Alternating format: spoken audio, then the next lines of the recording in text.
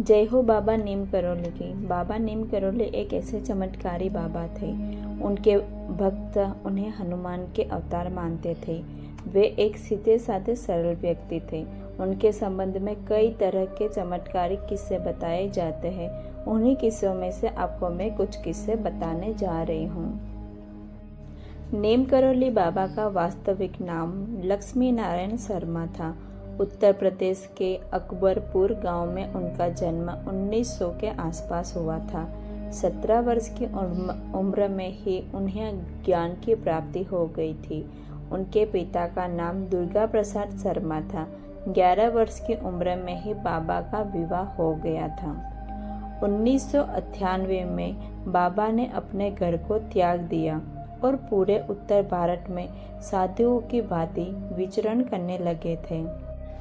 उस दौरान लक्ष्मण दास, हांडी वाले बाबा और टिकोनिया वाले बाबा सहित वे कई नामों से जाने जाते थे। गुजरात के ववानिया मोरबी में तपस्या की तो वहां उन्हें तलैया बाबा के नाम से पुकारने लगे थे।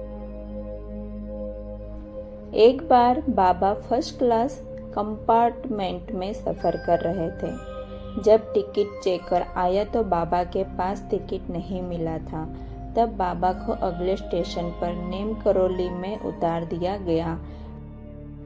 बाबा थोड़ी दूर पर ही अपना चिपटा धरती में गाड़कर बैठ गए। ऑफिशियल ट्रेन को चलाने का ऑर्डर दिया और गार्ड ने ट्रेन को हरी झंडी दिखाई, परंतु ट्रेन 1 इंच भी अपनी जगह से इधर उधर नहीं हिली। बहुत प्रयास करने के बाद भी जब ट्रेन नहीं चली तो लोकल मजिस्ट्रेट ने, जो बाबा को जानता था, उसने ऑफिशियल को बाबा से माफी मांगने और उन्हें सम्मान पूर्वक अंदर लाने का कहा। ट्रेन में सवार अन्य लोगों ने भी मजिस्ट्रेट का समर्थन किया। ऑफिशियल ने बाबा से माफी मांगी और उन्हें सम्मान पूर्वक ट्रेन में बिठाया गया। बाबा ने ट्रेन में बैठते ही ट्रेन चल पड़ी। तभी से बाबा का नाम नीम करोली पड़ गया। नीम करोली वाले बाबा के सैकड़ों चमत्कार के किस्से हैं। उत्तराखंड में नैनीताल के पास कैंची धाम में बाबा नीम करोली 1961 में पहली बार यहाँ आए और उन्हें अपने पुराने मित्र पूर्णानंद जी के साथ मिलकर यहाँ आश्रम बनाने का विचार किया था। बाबा नीम करोली ने इस आश्रम की स्थापना 1964 में की थी। नीम करोली बाबा का समाधि स्थल नैनीताल के पास पतंगगढ़ में है। यह एक ऐसी जगह है जहाँ कोई भी मुराद लेकर आए तो वह खाली हाथ नहीं लौटता। यहाँ बाबा का समाधि स्थल भी है। यहाँ बाबा नीम करोली की भी एक भव्य मूर्ति स्थापित की गई है। यहाँ हनुमान जी की मूर्ति भी स्थापित है। नीम करोली बाबा के भक्तों में एप्पल के मालिक स्टीव जॉब्स, फेसबुक के मालिक मार्क जुकरबर्ग और हॉलीवुड एक्ट्रेस जूलिया रॉबर्ट्स का नाम भी लिया जाता है। कहा जाता है कि इस धाम की यात्रा करके उनका जीवन बदल गया है। 15 जून को देवभूमि कैंची धाम में मेले का आयोजन होता और यहाँ पर देश विदेश से बाबा नीम करोली के भक्त आते हैं।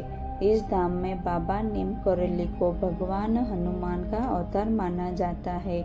देश विदेश से हजारों भक्त यहाँ हनुमान जी का आशीर्वाद लेने आते हैं। बाबा के भक्तों ने इस स्थान पर हनुमान जी का भव्य मंदिर बनवाया है।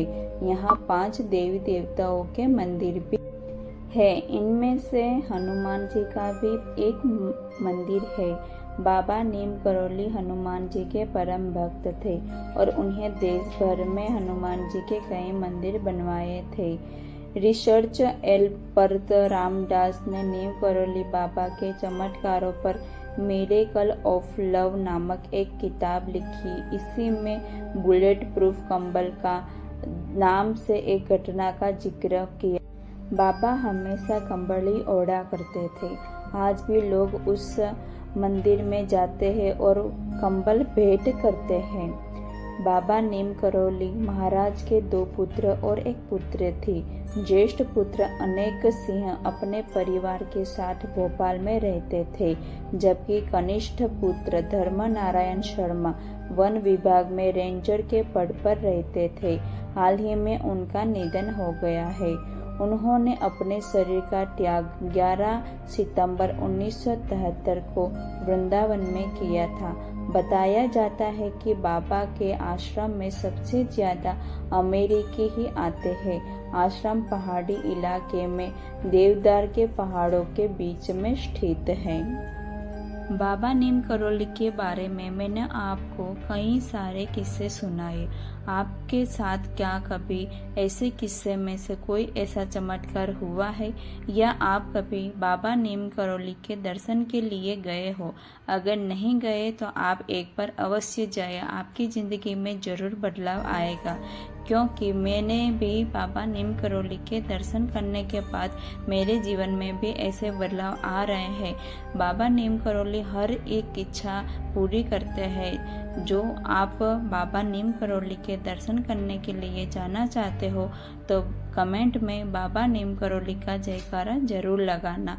अगर आपको ये वीडियो कैसी लगी दोस्तों, तो आप मुझे एक लाइक, शेयर और सब्सक्राइब जरूर कर देना। जय हो बाबा नीम करौली की जय।